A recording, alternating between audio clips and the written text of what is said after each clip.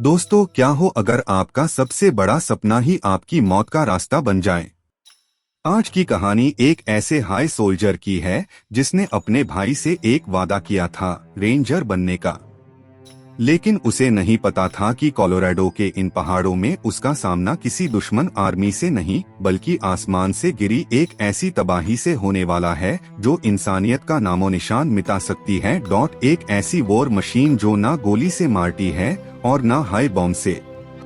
जब जैक अपनी टीम के साथ इस अनजान खतरे के सामने खड़ा होता है तो एक एक करके उसके साथी मौत की नींद सोने लगते हैं। क्या जैक अपने भाई का वो आखिरी सपना पूरा कर पाएगा, या फिर वो खुद भी इस मौत की मशीन का अगला शिकार बन जाएगी? तैयार हो जाइए एक ऐसे सफर के लिए जहां हर कदम पर धोखा है और हर सांस में मौत का डर।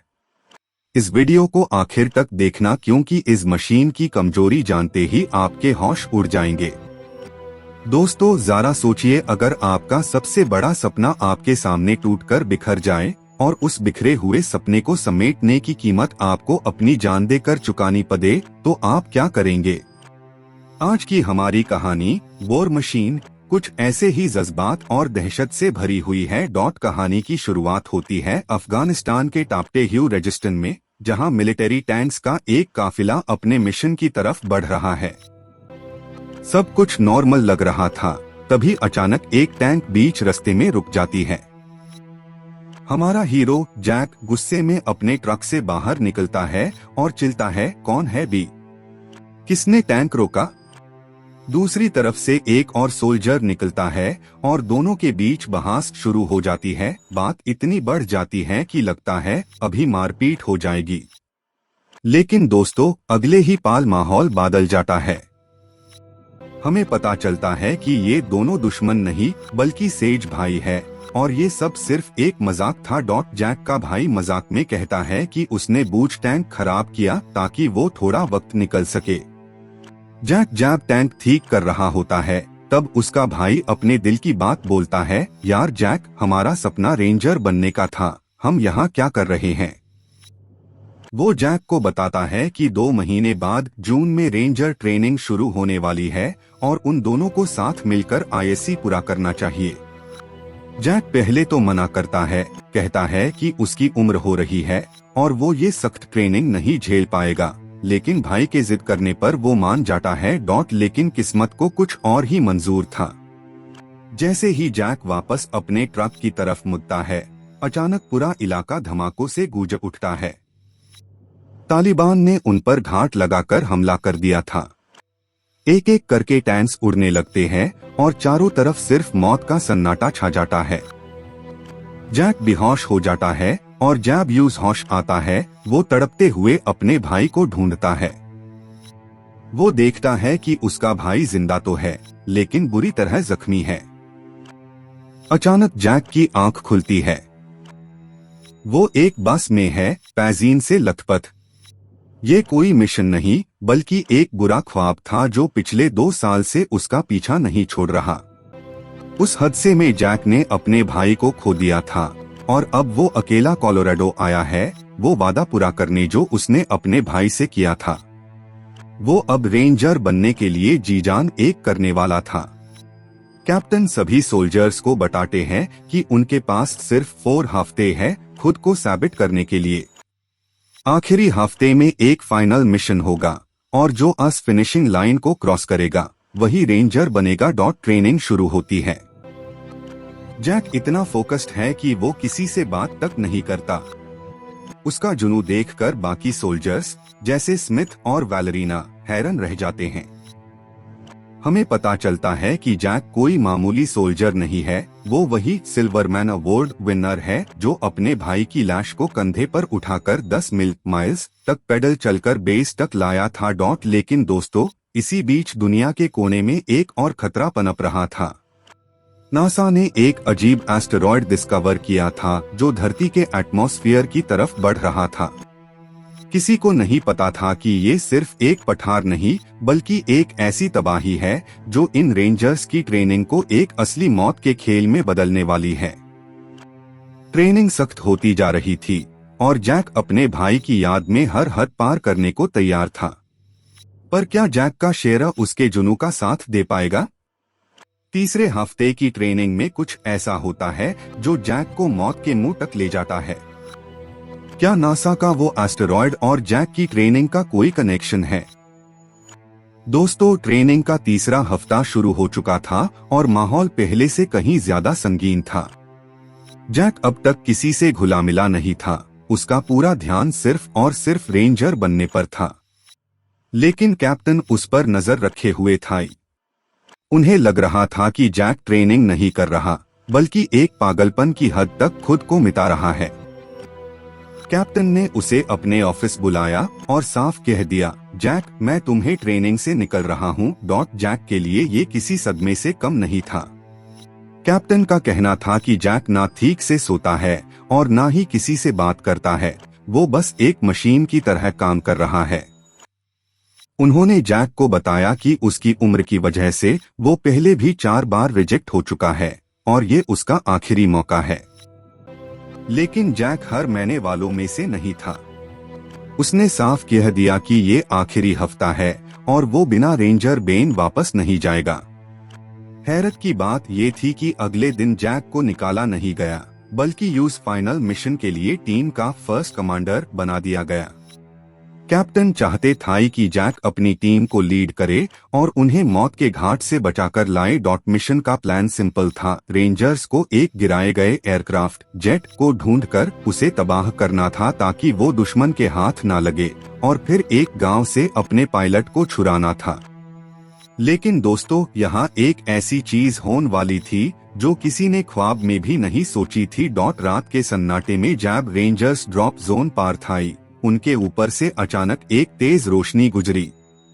सबने समझा कि ये कैप्टन की तरफ से कोई रॉकेट है, मगर असल में ये वही एस्टेरॉयड था जिसकी बात नासा कर रहा था। सुबह होते हाई जब जैक और उसकी टीम अपने टारगेट पार पहुंचे, उन्हें नदी के पास एक अजीब सी मशीन दिखाई दी। उन्हें लगा कि यही उनका टारगेट है। रेडियो पार अजीब सी नॉइज आ रही थी और कोऑर्डिनेट्स भी 100 मीटर का फर्क दिखा रहे थे। लेकिन टीम ने आईएससी नजरअंदाज कर दिया। जैक को कुछ गड़बड़ महसूस हुई। वो चेक करने के लिए थोड़ा दूर गया तो उसे असली जेट मिल गया। वो चिल्लेट ह्यू अपनी टीम को रोकने भगा, लेकिन तब तक बहुत देर हो चुकी थी। उसके साथ ही उस अजीब मशीन पार बॉम्ब लगा चुके थे। धमाका हुआ, लेकिन उस मशीन को एक खर्च तक नहीं आई। उल्टा वो मशीन अब 2 पैरों पर खड़ी हो गई और उसने रेंजर्स को स्कैन करना शुरू कर दिया। अगले ही पाल वो बोर मशीन फायरिंग शुरू कर देती है। वैलेरीना उसके निशाने पर थी, मगर जैक सही वक्त पर कूदकर उसकी जान बचा लेता है। भागते वक्त एक धमाका होता है और पूरी टीम एक गहरी खाई क्लिफ में गिर जाती है। कई सोल्जर्स मौके पर ही मारे जाते हैं और जाकोब का पैर बुरी तरह जख्मी हो जाता है। जैक को एहसास होता है कि उन्होंने किसी ऐसी चीज को जगा दिया है जो इस दुनिया की है ही नहीं। अब ये रेंजर्स एक पहर के नीचे फेस ह्यू थाई और ऊपर वो मौत की मशीन उन्हें ढूंढ रही थी। जैक ने देखा कि उनका रेडियो ऊपर रह गया है और जब वो उसे लेने गया तो उसने अपनी आंखों से देखा कि वो मशीन कितनी बेरहम है। उसने जैक के सामने ही एक बचे ह्यू सोल्जर को राख कर दिया। अब जैक के पास ना तो रेडियो था और ना ही कोई मदद। ह्यूज अपनी जख्मी टीम को लेकर उस नदी और जंगल से गुजरना था जहां वो मशीन हर कदम पर उनका इंतजार कर रही थी। क्या जैक अपने जख्मी साथी जाकोब को बचा पाएगा या फिर वो मशीन एक एक करके सबका शिकारी बन जाएगी? दोस्तों, अब तक जैक और उसकी टीम को समझ आ चुका था कि वो किसी इंसानी दुश्मन से नहीं बल्कि एक ऐसी तबाही से लड़ रहे हैं जो आसमान से गिरी है। जाकोब का पैर इतना जख्मी था कि वो चल नहीं सकता था, लेकिन जैक ने ठान लिया था कि वो अपने किसी भी साथी को पीछे नहीं छोड़ेगा। टीम को आगे बढ़ते हुए एक ऐसी नदी का सामना करना पड़ा जिसका बहाव फ्लो बहुत तेज था। जैक ने अपनी जान हथेली पर रखकर नदी पार की और एक रस्सी बांधी ताकि जख्मी जाकोब को स्ट्रेचर पार आस पार ले जाया जा सके। लेकिन किस्मत फिर से उनके खिलाफ थी। रस्सी के बीच में एक गांठ नॉट की वजह से जाकोब का स्ट्रेचर अटक गया और वो बीच नदी में लटक गया। उसी वक्त वही बोर मशीन वहां आ पहुंची। उसने टीम को स्कैन किया और फायरिंग शुरू कर दी। धमाकों और गोलीबारी की वजह से पूरी टीम जख्मी जाकोब के साथ नदी के तेज बहाव में बह गई और एक ऊंचे झरने वाटरफॉल से नीचे जा गिरी। इस हादसे के बाद टीम में सिर्फ 6 लोग जिंदा बचे थे। जैक उन्हें लेकर एक करीबी गांव में पहुंचा, लेकिन वहां का मंजर देखकर सबके होश उड़ गए। पूरा गांव जलकर राख हो चुका था। वहां उन्हें एक पुराना मिलिट्री टैंकर मिला।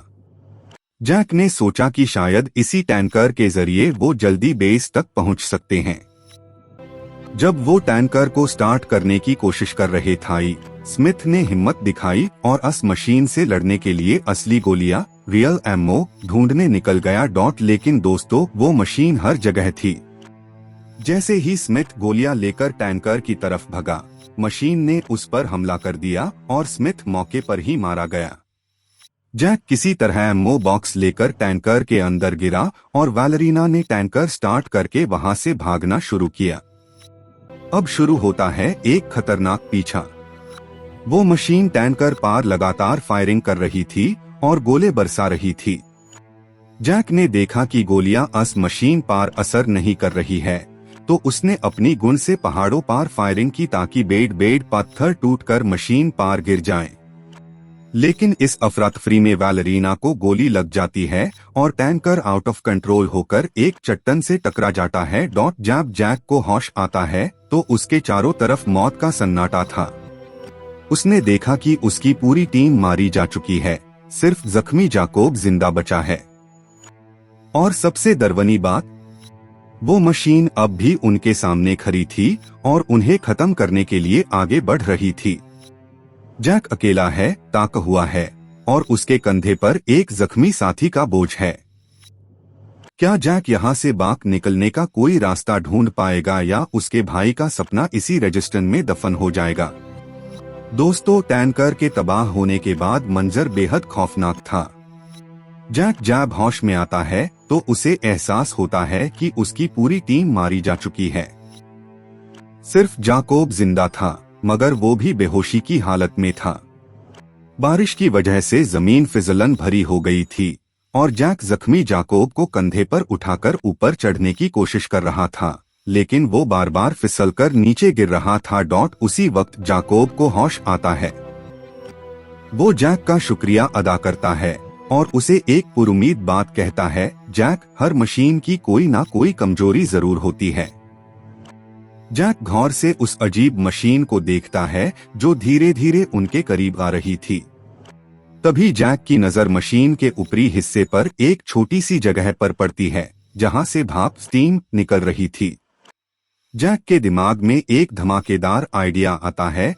वो समझ जाता है कि यही इस बोर मशीन का सबसे कमजोर पॉइंट है। जैक फौरन जाकोब को एक दरख्त ट्री के पीछे छुपा देता है और उसे वही इंतजार करने को कहता है। जैक अकेला उस तरफ भागता है जहां दिन में उसने हेलीकॉप्टर से एक माइनिंग साइट देखी थी।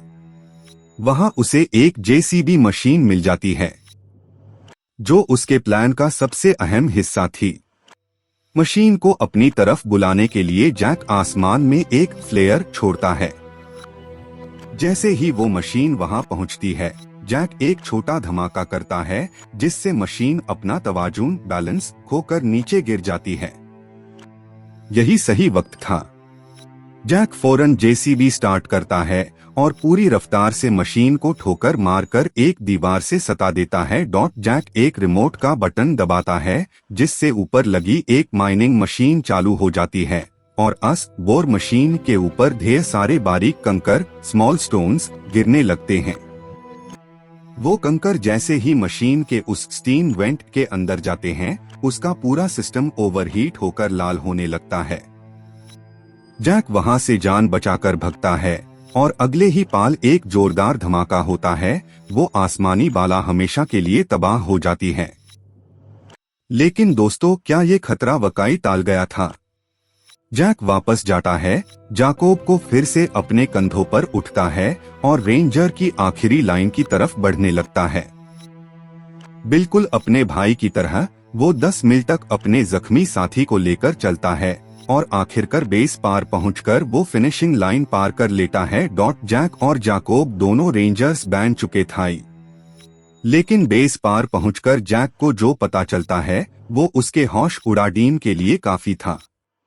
कैप्टन ह्यूज बताते हैं कि वो सिर्फ एक मशीन नहीं थी, ऐसे ढेरों एस्टेरॉइड्स पूरी दुनिया में अलग अलग जगहों पर गिरे हैं और हर तरफ तबाही मची हुई है। जैक ने कैप्टन को उस मशीन की कमजोरी बता दी थी और अब पूरी दुनिया की फोर्सेस मिलकर इन वॉर मशीन्स से लड़ने की तैयार कर रही थीं। कैप्टन जैक को उसकी बहादुरी के लिए यूएस आर्मी रेंजर अवार्ड देते हैं और उसे एक नया मिशन देते हैं, अपनी नई टीम को लीड करना और इन मशीन्स का पूरी दुनिया से खात्मा करना। जैक अपने भाई का सपना पूरा कर चुका था, मगर अब उसे पूरी इंसानियत को बचाना था। दोस्तों, अब तक जैक ने उस अजीब वॉर मशीन को तबाह कर दिया था, लेकिन असल इम्तिहान अभी बाकी था। जैक वापस जाकर जख्मी जाकोब को अपने कंधों पर उठता है और उसे लेकर बेस की तरफ निकल पड़ता है। बिल्कुल अपने भाई की तरह वो हर मुश्किल को पार करते हुए 10 मील तक चलता है और आखिरकार रेंजर की आखिरी लाइन को पार कर लेता है। जैक और जाकोब ने मिलकर इस मिशन को पूरा किया और दोनों अब ऑफिशियल रेंजर्स बन चुके थे। लेकिन जैसे ही वो बेस पार पहुंचे, जैक ने देखा कि वहां हर तरफ अफरा तफरी मची हुई है। कैप्टन ने उसे बताया कि उनकी बटालियन लॉगऑन को बचाने में फंसी हुई थी, इसलिए वो जैक की टीम की मदद के लिए नहीं आ पाए। न्यूज के जरिए एक बड़ा खुलासा होता है, वो एस्टेरॉयड सिर्फ एक जगह नहीं गिरा था, बल्कि दुनिया भर में अलग अलग जगहों पर ऐसी कई मशीन्स गिरी है जो हर तरफ तबाही मचा रही है। कैप्टन जैक से पूछते हैं कि उसने उस मशीन को कैसे मारा। जैक उन्हें बताता है कि मशीन के ऊपरी हिस्से में एक वेंट है जहां से वो गैस छोड़ती है। अगर उसके अंदर कुछ गिरा दिया जाए तो उसका पूरा सिस्टम ठप हो जाता है। जैक की इस बहादुरी और समझदारी की वजह से captain huge US army ranger award देते हैं और कहते हैं कि अब वो एक असली रेंजर है। लेकिन जैक के लिए ये वक्त जश्न मनाने का नहीं था। कैप्टन ह्यूज अगला हुक्म देते हैं कि उसे अब अपनी एक नई टीम तैयार करनी होगी और दुनिया भर में फैली उन तबाहकुन मशीन्स को खत्म करने के मिशन पार निकलना होगा। जैक अपने भाई का सपना पूरा कर चुका था, लेकिन अब उसके कंधों पर पूरी इंसानियत का बोझ था। वो अपनी टीम के सामने जाता है, उनका हौसला बुलंद करता है और उन्हें साथ लेकर एक नए और खतरनाक मिशन पार निकल पड़ता है। दोस्तों, जैक की ये हिम्मत और अपने भाई से किया गया वो वादा ही था जिसने उसे एक ऑर्डिनरी सोल्जर से एक रियल हीरो बना दिया। इसी के साथ हमारी ये थ्रिलिंग कहानी खत्म होती है।